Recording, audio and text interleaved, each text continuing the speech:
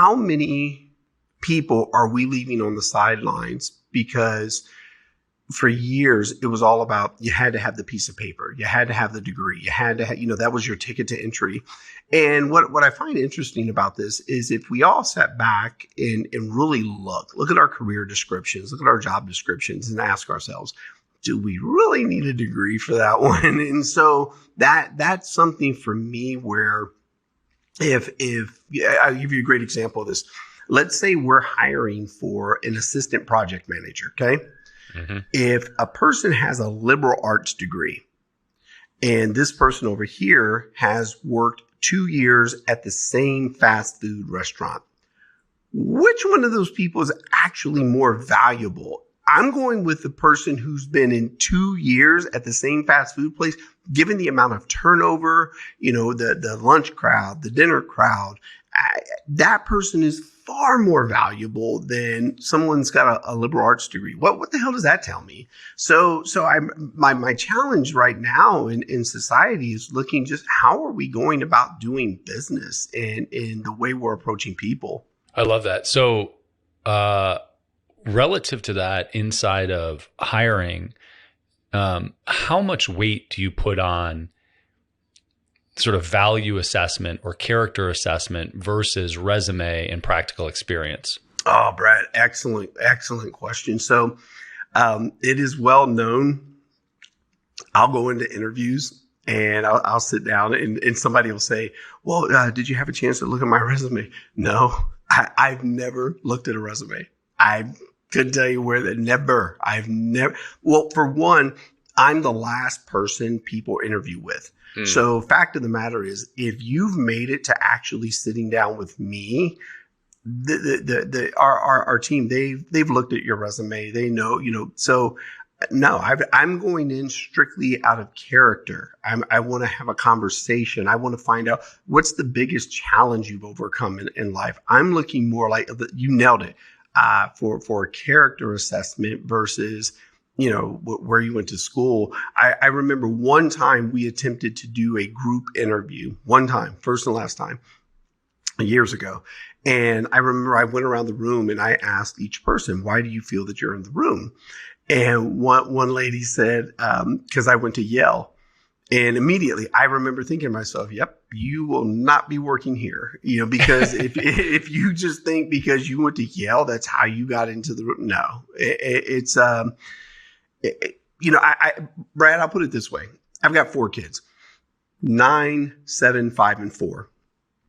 Whew. So if all my children decide to go to college, okay, and it's already paid for, great, they'll graduate, no student loan debt, beautiful.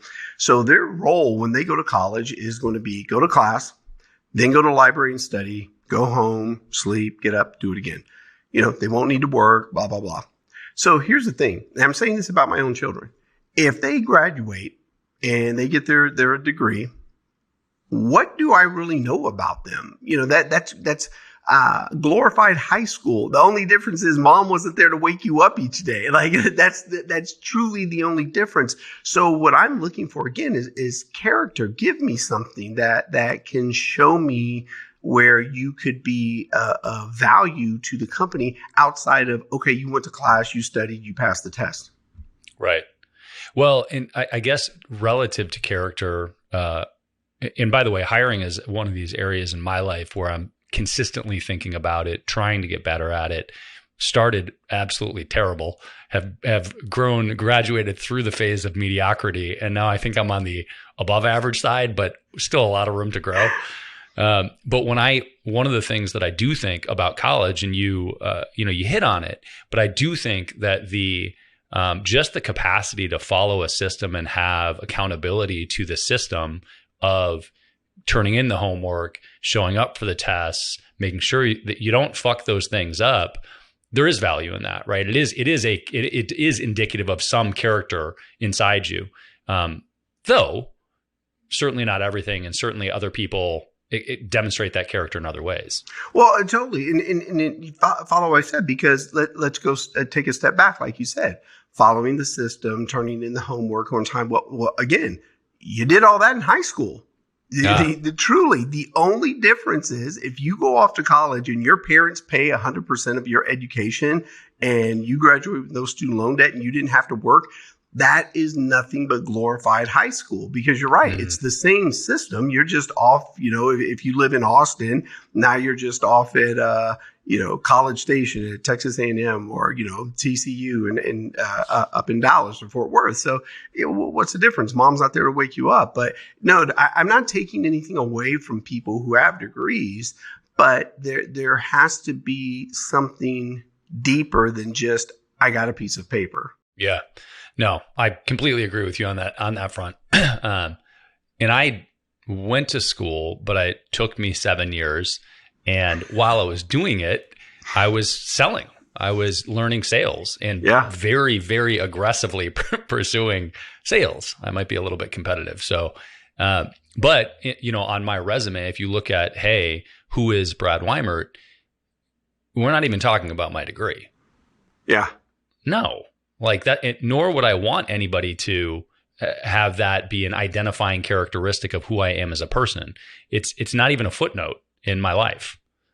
It was a thing that I thought that I had to do based on the era that I grew up in. And I only finished it because I have this thing in my head about finishing things I start, which is not always a good thing either. So think about this, Brad. You asked me as well. When we go into to hiring, and we'll stay on all things people, because let's call it what it is. If you hire great people, you can build great process, you can make great profits. And with those great profits, you can do great things for the communities that you live and work in. So it all starts with people. In business, in our society where we are right now, companies need to take a step back and really look at how are we approaching people. And so I'll give you a couple of examples. Think of the way we reference people. So I'm going to throw out a few terms to you. Human capital. Like you've heard that term. I've heard that term. Human capital. Brad, what the fuck? Are we trafficking people? What the hell is human capital, man? Like that's not most horrible. of us. Yeah. I mean, that's horrible. But you've got massive corporations referring to people as human capital. Or this one, people are our greatest asset. No, my stock portfolio is actually my greatest asset. If you're looking at people, and this is truth. Harvard did a study. They did a paper, and it talks about where much of corporate America was built on the same model as slavery. So if you look at a lot of the actual verbiage and language that we use, people are our greatest assets. Well, if people are in the field picking cotton or picking produce or whatever, then possibly they are your greatest asset, because if they're not producing and picking the cotton, then yeah, you got a point there. So even that and how we're going about it. And then the last one for me, Brad, you hear people say this all the time. We want to recruit and retain the best people. Now, the key word there is retain. Mm-hmm. Look up the definition of retain. To keep possession of. Man, I'm not trying to retain anybody. So it really, when you look at the way we're approaching business and we're approaching people, it's broken. I keep saying it's a broken playbook. So we don't want to recruit and retain at Scribe. We want to attract and provide. We want to attract great people. We want to provide meaningful work, great pay, awesome culture. So we want to attract and provide. We don't want to recruit and retain. So relative to that, I know that this idea of retention, and I love highlighting the words that are used, because words are powerful, and words are also reproductive, and they have meanings that generate emotions that bleed into every other part of your life, whether you're aware of it or not. I also know that people are afraid of losing things, relationships, businesses, revenue, big deals, etc. So this notion of retaining employees or keeping employees inside the company, I understand the fear around quote unquote losing a key part of your team. As the CEO of Scribe, what gives you comfort, or how does the what gives you comfort in knowing that the company is going to exist with or without that one person? Or how do you think about that?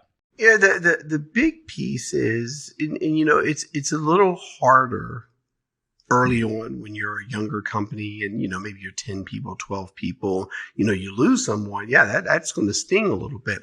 As you get bigger, you start getting into that 35, 50, 100 person range. You should actually be set up as a company that if one person left, it shouldn't just, completely, pull the carpet from up under you and oh my God, granted, you want all great people to stay with you. But over the last year, we've had several people leave the company for other opportunities where they can make more money, where they've been here for 4 years, 5 years, 2 years, and now they've grown to where, hey, this opportunity presented itself. Man, I celebrate people when they find, new opportunities. I don't get mad about it. And Brad, here's something, man. Someone asked me this the other day. They said, well, what do you feel about people not giving a 2-week notice? And I said, well, first of all, is it nice? Yes, it is nice if someone gives you a 2-week notice. I go, but let's take a step back. Where the hell is it written down that someone's supposed to give a 2-week notice? Like, did they teach that in business school? And because I don't have a degree, I missed the class, sort of? Because there is nothing written anywhere that says someone is supposed to give a 2-week notice, yet and still employers are pissed off if someone doesn't give a 2-week notice. And think about this. You just saw this with Elon Musk the other day. He showed up on a Friday and cut 50% of the company. He didn't give anybody a 2-week notice. So I find it interesting as companies, we're pissed off when someone doesn't give a 2-week notice, but we're quick to go lay people off. We're not, granted, we may give a severance package, but we don't give a notice. That's an interesting reframe. I had an operations manager that I had for 5 years-ish or so, and he gave 8 days notice before leaving, and did so at the less than 24 hours after a pretty long endurance event I did. It was a 19-hour endurance event.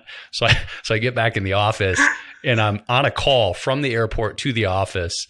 And then I show up in the office and he's right there. We finish the call, hang up the call, and he's like, I'm leaving. I'm out of here in 8 days. And I was like, motherfucker. I don't want to deal with this right now. Yeah. But you're right. There is the other parallel that I've heard along those lines is if you have a significant other and you want to end the relationship with a significant other, you don't tell them that we're going to call it quits in 2 weeks. Right. It doesn't matter how long you've been together. It's over right now. We're done right now. Exactly. It's not, hey, we're going to be done and let's live together for another 2 weeks and, just see how it goes. Yeah. We'll let this play out. Now, it's interesting. Like I said, the things of how we treat work, how we treat people, the expectations, the thoughts. I mean, so much of it is just broken. And I'll push even harder and say, if you are just pissed off because someone gave you a 48-hour notice, a 3-day notice, it says more about your organization that you're like, well, it would help us get, things in line. And well, that should have actually been done because someone could, God forbid, get in a car accident. Someone could be diagnosed with something to where they have to take an immediate leave of absence. So you just never know. So the company should be positioned regardless to be able to take something like that on. But to get pissed off because someone didn't give you a 2-week notice, I've never understood that. I love that. Well, let me dig into that for a second because the idea of the company should be structured to run with or without one person. And certainly, I think you hit it on the head too, which is losing one person in a team of 10, very different than losing one person in a team of 100. Right. But relative to the company operating smoothly and having structures and systems to do so, what is your approach to standard operating procedures? There are, do you have loose checklists that people follow or guidelines? Do you have it down to the detail? How often are they updated? Because when you say, a company should be able to handle it if somebody goes, What I see most entrepreneurs struggling with is they have a set of operating principles and sometimes very detailed SOPs that nobody keeps up to date. Yeah. And so the person that quit, it was their role to keep this specific thing up to date, and they just didn't do it.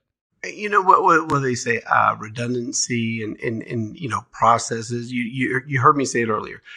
Great people can create great processes, then you can make great profits. So it all comes down to, what are the processes? And then, like you said, making sure that we teach, coach, mentor other people on all the processes. No one person should hold the keys to the kingdom to where, oh my gosh, Bill, Julie left, and what? Oh my God, what are we going to do? They knew you hear this a lot. This is institutional knowledge. Why does one person have all the institutional knowledge? Like this should be, like you said, down somewhere, because this isn't something that you just woke up one day and you realized, okay, Brad's got all the institutional knowledge. You've known that for quite some time. Why have you not taken time out to say, hey, Brad, we got to get what you know from your head down to paper, just in case, what they call it, hit by a bus, or, hey, Brad's going to leave and he's not going to give us a 2-week notice. So how do we put that down? Much of it, Brad, for me is, as entrepreneurs, CEOs, whatever, is, actually following through with what you need to do to operate the business. That's where I feel that most people, quote unquote, drop the ball, is they know, they're just not doing it. And my last piece on this is a lot of CEOs, especially early entrepreneurs, founders, they're so hung up with the letters CEO that they don't realize, hey, you're probably not the CEO. You need to hire a CEO to come in. You'll still be the founder. You're still the owner, but you're not the CEO. And that's something with a lot of early stage entrepreneurs, startup founders, that their identity is tied to the 3 letters, and they're actually holding the company back. Yeah. So this will be a good interlude here. So JeVon McCormick, you are the CEO of Scribe Media. Previously, Book in a Box, which was founded by friends of mine, Zach and then Tucker Max, who some people know from his own book writing days. And Tucker at some point said to me, I was talking to him actually about you taking over and running the company. And he said, well, I realized that I didn't know how to do any type of management other than pigeon management. And I said, what the fuck's pigeon management? He said, well, I would fly in and just shit all over people and then I'd leave. And I said, I'm very good at that. Yep. So I thought that was funny, but that was spot on. And ultimately he wrote a blog post about about abandoning the CEO title and saying he recognized that you were a real, quote unquote, real CEO is the language that he used, and that the company needed a CEO and he wasn't it. So I love that. I love the idea of acknowledgement that maybe you are not the CEO, but somebody needs to sit in that chair. So apparently you are that person. What's the difference? One, I will say that I believe you have to enjoy the operational, the people part of it. And again, you have so many founders that are more in love with the title and in the letters than they are the actual, what does the role consist of? Because here's the thing, if you're the CEO of the company, your number one role is to serve and support. You serve and support the organization. And unfortunately, you got a lot of CEOs out there that believe because they have these 3 letters after their name, they're the dictator. And they're the oracle, the all knowing. And for me, man, I never want to be the smartest person in the room, man. Brad, if you and I are in the room together and I'm the smartest one, man, run your ass. But a lot of people, because they're the founder, because they're the CEO, they have this mindset that, I can't say I don't know. I'm supposed to know all the answers. No, you're not. Your role is to surround yourself in the company with people who know the answers. Your role is not to know all the answers. Your role is to know where to go get all the answers. So it's so many CEOs can't see past themselves, and they want to be the smartest person in the room. They believe they should know all the answers. And I don't operate like that. Brad, here's something funny since you brought up Tucker. I'm actually the largest, I'm the majority owner of the company now. So I came here, CEO, there were 9 of us. Here we are, 6.5 years later, man, 2,200 authors later, 120 people. There you have it. I love that. Well, and I love, it's also really important. I normally kick the show off with stats because it's really important to know who you're listening to. And there's so much information out there today, and you can't take advice from people that haven't been there or done it. And if you do, you should at least recognize that that's what you're doing, right? It's fine to listen to somebody and listen to their hypothetical scenarios or their philosophy or strategies, but it's really helpful to understand the context of if they've actually applied it. Totally. And then known the outcome, right? Totally. I've said this, Brad, before. Again, it sounds like I'm picking on college, but I'm not.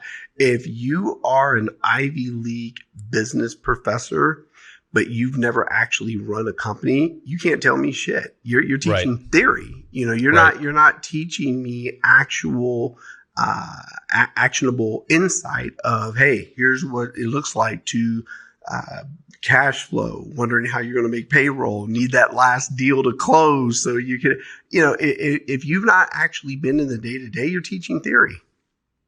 Yeah, I had that problem in college. So I went to University of Michigan, and I remember sitting down with they had just started an entrepreneurship program. And I sat down with 4 people to talk about my admittance to the entrepreneurship program. And I sat down to find out that none of the 4 had a noteworthy business. I think somebody had done something very small, right? But they all came from, at best, they were intrapreneurs, right? At best, they were running a division of something in a company. And I lost all ambition and all steam around participating in that program. And ultimately fell on my face a bunch and figured it out myself. But but I wish that I would have found somebody that had been there, done it, to teach me, that I could have listened to, because that's where the value is. So totally. Completely agree there. Yeah, if you look at some of your biggest names out there, and I will challenge anyone, take a step back and look who they've been surrounded by. So if you take Jeff Bezos, yes, before he, stepped down, retired, whatever, Jeff Bezos had a team of people around him, like 18 people that had been with him for years. Andy Jassy, who took over, had been with Jeff for years. So I will argue for any person who's the startup CEO who has grown significantly. Here's the perfect example. Mark Zuckerberg. Come on. We all know Sheryl Sandberg scaled that company. Well, why are we lying? He was the founder. Okay, great. Who scaled the company? Sheryl. And so if you look around and you see some great operators, I've caught shit for this one, Brad. For me, the greatest operator is Tim Cook. I mean, what Tim Cook has done since he's taken over Apple has been amazing. Now, the challenge where a lot of people give me shit about this, they're like, yeah, but innovation has fallen off. I said, I've never challenged innovation at Apple. I said, from a pure operational efficiency and effectiveness, shit, no one is better than Tim Cook. What was his role in the Steve Jobs era? Was he the A lot of people don't know this. He was the COO. That's what I thought. Yep. Yeah, that makes sense. Totally. It was not, to me, it was not shocking that Apple turned into what it's turned into. Tim came in and he applied what his skill set was. It wasn't innovation. It was operational efficiency and effectiveness, and they have killed it. I mean, think about this. 23% of their annual revenue comes from services now. Recurring revenue. It's not just, okay, we sold the phone. Now they've got 23% of their annual revenue is reoccurring. Yeah, Tim's masterful to me. I'm a big fan of his. Well, you know what's interesting about stats like that too, are that 23% comes from recurring of their annual revenue, but it's probably a disproportionate amount of their margin. Yeah. Right? Because that subscription revenue has a low cost relative to producing an iPhone or a Mac. Well, right? Brad, you know this. Think of it. The damn App Store. They get 30% cut. I mean, come on. Like, so for every dollar, they're making 30 cents. That's insane. For doing nothing. Yes. And it's not really nothing. They've got a big ass team of people auditing those apps and updating code, et cetera. But come on. When they're sitting on $200 billion in cash, right. Cash. I mean, and hey, I am not mad at them. They are operationally just gifted. But yeah, $200 billion in cash, that's insane. It is. Okay, so let's back out to your CEO role here. All right. Not quite 200 billion in cash sitting there, but you've got 120 people. You said on the team. 120. Man, let's see. So we've worked with 2,200 authors now. Some of the big ones people know. We did the David Goggins book. One of the best-selling memoirs of all time. We've got his second book coming out the first week of December. Yeah, man, that one's going to be huge. The way I explain it to people is, to me, Goggins' second book is like Top Gun and Top Gun 2. So Can't Hurt Me, his first one would be Top Gun. His second one, I hands down, it's better than the first one. Well, I'll see if we can juggle our release schedule on this and drop this before the book. Nice. Yeah, that one's going to be huge. But yeah, the Nobel Peace Prize Committee we've worked with, the former CEO of Chipotle who took the company IPO, Monty Moran, we've worked with him. So we got a lot of big names, but it's been growing, man. It's been paced growth. But yeah, you're balancing cash flow, hiring, the virus disruption happened. 19, 20, 21, we grew 41% on average year over year. So yeah, it's been a good run, man. Yeah. So you mentioned that, the role of CEO for you is to serve and support. What are the other responsibilities? What are the buckets of things that you feel like your role encompasses right now as the CEO of a 120 person company? And where are you roughly in revenue? Are you open to sharing? Yeah. So we, matter of fact, we just did a evaluation, man. And we've, there's some folks out there who value us close to that 9-figure range, which is very, very interesting. But I'd say we're back down a little bit for that. To me, that's pretty high. That's a far one, but our revenue's awesome. It's great. But what are my other roles? Protecting the culture, upholding the culture. One of the things that we do, you know this, we've been named #1 place to work in Austin, #2 in Texas. Entrepreneur Magazine named us the #1 company culture in America. Here's something funny, Brad. So, matter of fact, it was about a year ago. I was named the best CEO in Austin. And then back in June, I was named Entrepreneur of the Year by Ernst & Young.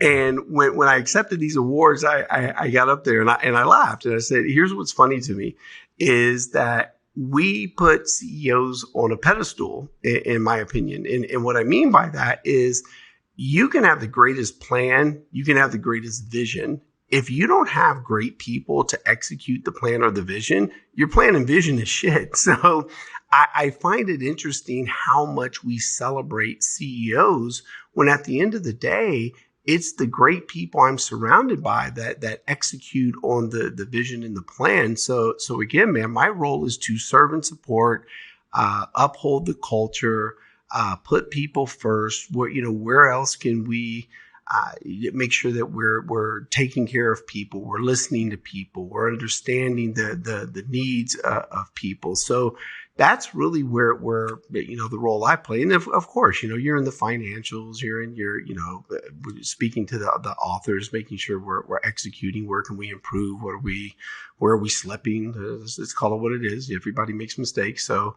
Yeah, but overall, man, it's culture and people. I love that. So that to me is when I think about defining a role, I look at roles and responsibilities. And you kind of touched on responsibilities for a second there, which is, yeah, sure, I've got to do the financials, and yeah, sure, I've got to touch base with the authors. What are the square responsibilities that you say, hey, this is, I'm spending, X of my time making sure that these three responsibilities are tackled? And I ask this because CEOs tend to approach this differently. And it also tends to be different from funded companies versus bootstrap companies, but in from small companies to bigger companies. But how do you look at your core responsibilities? What is not on your plate and what definitely is? What is, man, again, you saw this big over the last 2 years, right after the George Floyd murder. Diversity, equity, inclusion became a hot topic. Now again, we're dealing with things that we've never dealt with before. Roe versus Wade made it into the workplace, and you've got other conversations. Transgender, gay, pronouns. All these things that you go back 7 years, those weren't topics that were really discussed, on a big level like they are now. So really, a lot of that is really being in touch with it as well. One of the things that I'm very proud of is, 67% of our company is composed of women. The 4 highest paid people in the company outside of myself, all women. And so really staying in tune of what are we doing for diversity, equity, and inclusion, and making sure we're not weaponizing the words like society has done. You say diversity, man, we've weaponized that word in our society. And really, what are we talking about? Because people are shocked when I say this. Diversity. I can have diversity in a room of 10 middle-aged white guys.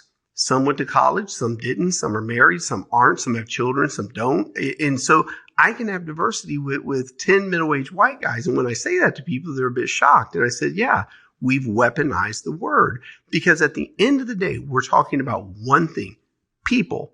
That's it. I'll give you, so you say, what do I do in a day-to-day? Here's one that was a big topic for us. Someone came to me, or quite a few people came to me, and they said that we should mandate using pronouns in our email signature. And I said, no, I'll never do it. And they were like, what? You don't support that? And I go, no. I didn't say I don't support it. I said, there's 2 reasons why I'll never mandate that. I go, reason number 1, I have a GED. I don't even know what the hell a pronoun is. So that was number 1. Love it. Love it. But number 2, on a serious note, and people hadn't taken the time to think about this. So I grew up, Brad, my dad was black, my mom's white, so I'm half white, half black. And I grew up in the 70s, and, being half white, half black back in the 70s, not a good look.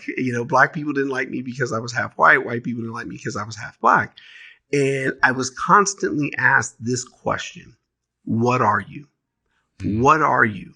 And I knew what they were asking. They were asking, what's your nationality? But they were asking the wrong question. What are you? I'm fucking human. That's what I am. And so fast forward back to, the use of pronouns. I said, the reason why I will never mandate pronouns in people's email signatures is because I'm not going to lessen people to a what. People are people. So we have a culture of welcome.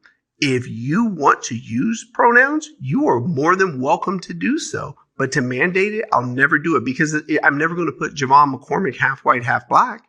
So why am I going to put JeVon McCormick, they, them, he, his, whatever the pronouns are? And once I explained that to people had a very different view. Like, wow, that actually makes sense. I can see that. So, but again, if you want to do that, hey, Brad, you're welcome to use pronouns, do your thing, man. So those are little things that, like I said, man, we're navigating. This is some Lewis and Clark type shit. Who dealt with that 7 years ago? No one. Nobody. Yeah, that's an interesting take on that. I like that a lot. It doesn't fully tell me how you spend your time as CEO, other than making sure that the people are taken care of, which is not insignificant. But I guess what, like the point of clarity that I want, and this is, I think this is something for people to learn from, because, your through line, obviously from jump, is taking care of the people, and that people make everything happen, and that it is your team that's making things happen. Tactically, one of the struggles that people have, certainly in, startups, from 0 to 8 figures or multi 8 figures, or beyond, is how the fuck do I juggle it all? And sometimes those things as CEO feel like they're not as productive as, quote unquote, productive as the things that actually, quote unquote, get shit done. So are you following me here? I mean, that's obviously not proof to everybody, but that. A big part of that, Brad, that now if we get into the tactics, if you're the CEO and like you said, you're scaling these companies and you're doing it early on, so much of this in the CEO role, you have to realize you are not responsible for everything. You have to delegate and you have to trust. Even this, and this is one of what I have seen is one of the hardest things for a lot of CEOs. Even if you see someone about to drive off the cliff, sometimes you got to let them drive off the cliff. Now, not to the point where it's going to be to the detriment of the company, but if it's something that's going to sting the hell out of that person, that's where the learning lessons happen. You can't, but much like your kids at home, you can't be there 24/7 to, oh my God, get off the couch. You're going to fall. You're going to bump your head. And you're one of those helicopter parents. You can't be a helicopter CEO. There are things that have to be learned within the organization that you may know the answers, but you cannot be in every single meeting taking care of every single aspect of the company. So a big part for me, Brad, you want to say the tactical part, teaching, coaching, and mentoring. I refuse to say training. You want to train, go to the gym, train your body, train a dog, train a horse. But I teach, coach, and mentor, and so much of it is by way of my mistakes. I say, okay, hey, here's what I did when I was the president of a software company. I made this major mistake. 90% of when I teach, coach, and mentor, it's through the mistakes that I made. So I'm constantly looking at how can I share more of my mistakes, my lessons learned. Matter of fact, we use Slack as an internal communication tool. We even have a channel called Lessons Learned, to where when someone learns something, they can share it with the rest of the organization. So because I'm big on how do you take your knowledge and share it across a ton of people so we can all grow together. So, tactically, yeah, again, am I in the financials? Yes, I'm in the financials. Why are we spending this? We're fully transparent. Every month we post our income statement for the entire company to see, how much cash came in, what's our revenue, how much did we spend on the cashews in the break room. They can see everything. Our salaries are transparent. Everyone knows what I make. Everyone knows what everyone else makes. So we're 100% transparent. So again, man, to me, those are very deep culture things. What that eliminates is people standing around like, well, I wonder what Brad's making. No, you can go look and see what Brad's making. Now we've eliminated that conversation. So from the CEO role, man, and then talking to our authors are one of the big things I do.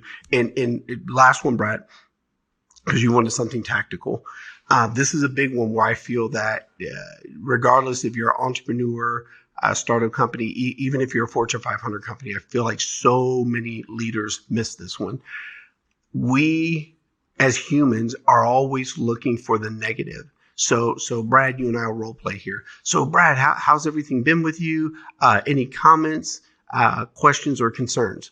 So if you notice what I just asked, your mind's going to go immediately to what went wrong. What didn't go right? So I flip it around and I go with what I call the 3 C's: comments, concerns, compliments. The reason why I end on compliments is because I want to take your mind to a place of what went well. What did we do that really stood out for you? Because here's the thing, Brad, you and I both know, if we fucked up, you're going to tell me. I don't need to take you there. You're going to tell me. But where a lot of companies drop the ball, we're so busy trying to find out what we fucked up, we forget to ask, what are we doing great so we can continue to enhance that? And that's where I feel like so many leaders, companies really miss that opportunity to find out, what are you doing great? Yeah, I love that. And certainly a shortcoming of mine. One of the things that I think about often is my inability to celebrate wins. And that's what you're saying to some extent. Totally. We again, we use Slack. We have a celebrations channel. If an author gives us, feedback, shoots someone an email, we put it on the celebrations channel. It's constantly. It's not all about what did we fuck up. What are we doing great? Let's celebrate those things as well. Where are other opportunities for us to enhance the author experience with us? Brad, I say this to people all the time. Most companies, they're either a product company or a service company. We're both. We're working with authors for 9 months, sometimes a year. So we have to provide a phenomenal author experience. That's the service. But at the end of that experience, we have to provide an incredible product, which is the book. So we've got to master both. We've got to give you this incredible experience, the service, and provide you a great product, the book. Yeah. And for clarity on the model, you are not currently producing the books, are you? Oh, yeah. We help authors, write, publish, and market their books. The only thing that we don't actually physically do is the printing. We upload the files and we use the printers for that, but we do the interior layout, the cover design, the manuscript, proofreading, editing, register the ISBN number, get it up on Amazon, Barnes & Noble, blah, blah, blah. The only thing we don't physically do is the printing. Do you think you ever will? Man, you and I talked about that a little bit at the beginning. I don't believe we ever will, mainly because it's a different model. Now you're getting into OSHA and you're dealing with heavy machinery and things of that nature. So I don't think we're going to go down that party. And, while there are still physical books are still very much in demand, so much of this has shifted as well to, ebooks, audiobooks. So I don't believe we'll ever get into the actual printing business. What is the distribution of that? So of the people that consume the books that you produce, and just for clarity for people, you have a range, but my understanding of Scribe is that it was previously called Book in a Box. And I think that it has changed since then a little bit, or a lot of it. But the idea that was presented to me by Tucker years ago was people have stories, but not everybody is an author. And so we want to be able to extract those stories in book format and help you get that information out of your head and format it into a book and produce the book for you. So you now, as a matter of fact, that's actually how I became the CEO. I wanted my first book written for my children. Again, I got a GED, man. I can't tell you an adverb from an adjective. You ask me what is my day to day, man. They still won't let me do proofreading up in here. But yes, what our process allowed me to do was to sit back. Someone sat with me and they asked me questions and I would give them, my past, my story, and then they would ask me additional questions, which would then pull out the details for the story, which make for a great book. But it's been proving one of the hardest things to do is to think and to write at the same time, because inevitably what happens is you're writing down one story. And as you're writing it down, you're like, oh man, I remember this one time, but you can't get the current story right. You can't get it out fast enough. And then you forget the other one. Well, we just want to have a conversation where, Brad, you're telling me about, when you were back, when you first started the company, and what's going to happen is going to start triggering things. You're like, oh my God, I remember this one time. Then boom, you can go into it. Now we've got all of this information captured. It's up to us to structure it, make sure it flows correctly. But the key to this, Brad, is it's your words, your content, your voice, your tone, your book. we're not ghostwriters in the traditional sense. You can't come to us and say, hey, JeVon, will you go write go research the new iPhone 14. I go do a bunch of research, come back, we slap Brad on the book, and boom, there's your book. No, your words, your tone, your voice, your content, your book. Love that. Definitely helpful. And manufacturing books is certainly a different business model. Yeah, very much, man. We don't get into that party now.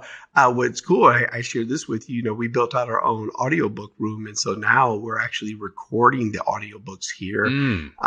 So yeah, dope. Authors come in, we do the audiobook here, and we've even set it up now because content is king. So we record our authors doing their audiobooks. So then we use that for content to market and all that good stuff. Yeah. That's what I was going to ask is what's the distribution on sales and consumption of books today? How many people, when you produce a book, when you finalize the book, how many people buy it in like physical form versus Kindle versus audiobook? Do you know? Here's one. And I know David Goggins is a big outlier, but this really will give people insight to the power of online. So David Goggins' book never went into bookstores. So you never saw it in the airport. You never saw it in bookstores unless maybe it was a used bookstore, but it new. You never saw it in bookstores. It was Amazon, Audible, ebook. So that in itself shows you the power of online sales. So most people buy the audiobook because the freedom to if you're driving, if you some people like to listen to it on the airplane, walking through the airport. So audiobook sales are by far the number one. But like I said, man, anybody who tells you that print books are dead, they're full of shit because, man, we move a lot of books. Yeah. Yeah. And how about Kindle? Oh, a ton is as well. I still stand by this though. Audiobooks still are bigger than Kindle. Kindle, oddly enough, man, Kindle and print pretty close to each other. I personally, audiobooks definitely reign supreme for me. I can consume a lot more, particularly with, and this is, I don't know of any other audiobook that functions like this, but the Goggins book, the way that you all did the audio on that was amazing because it was a chapter of the book and then an interview with Goggins and the person he worked with to actually handle the writing in between each chapter. So it was so good. You'll love this, Brett. We were the first company, and that was the first audiobook that was ever done that way. Oh, so good, man. It was so good. His next one, oh man, you got get the audiobook, man. It goes deep. I will be listening to it while I run, I'm sure.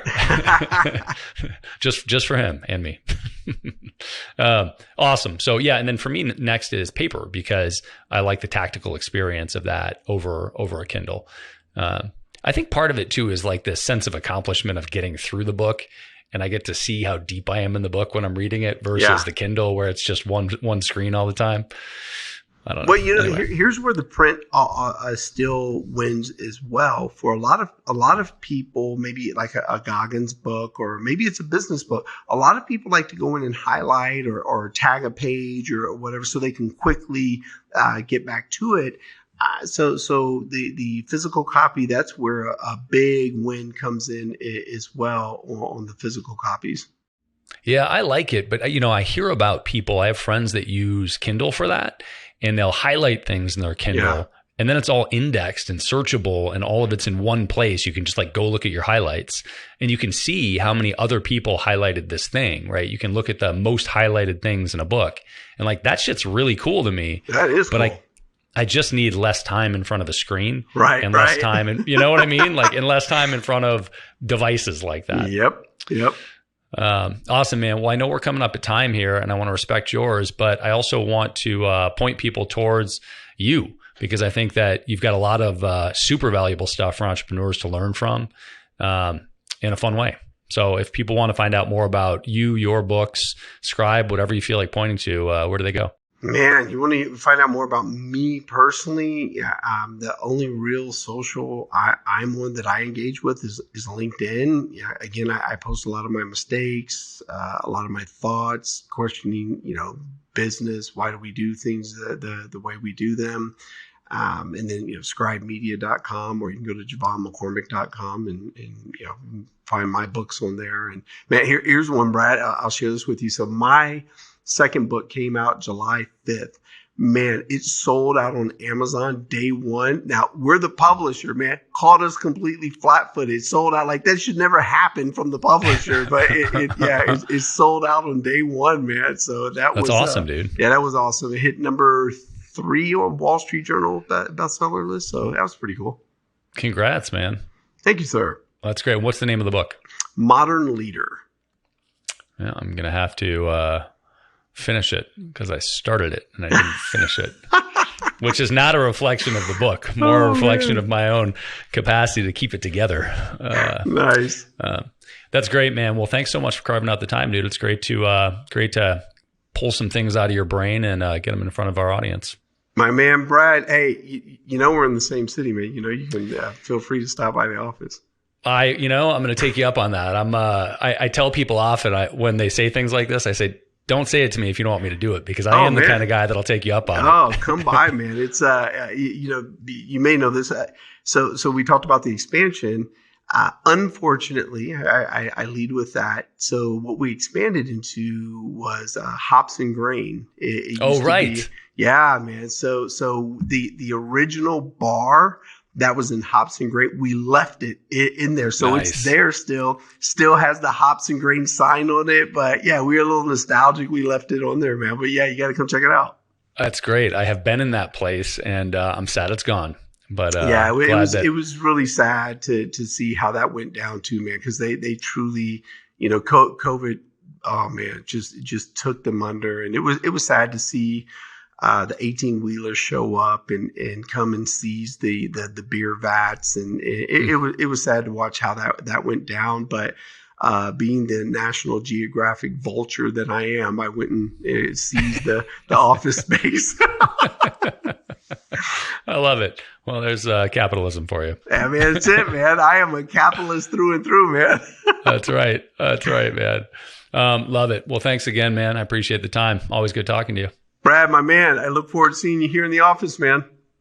Thanks, man.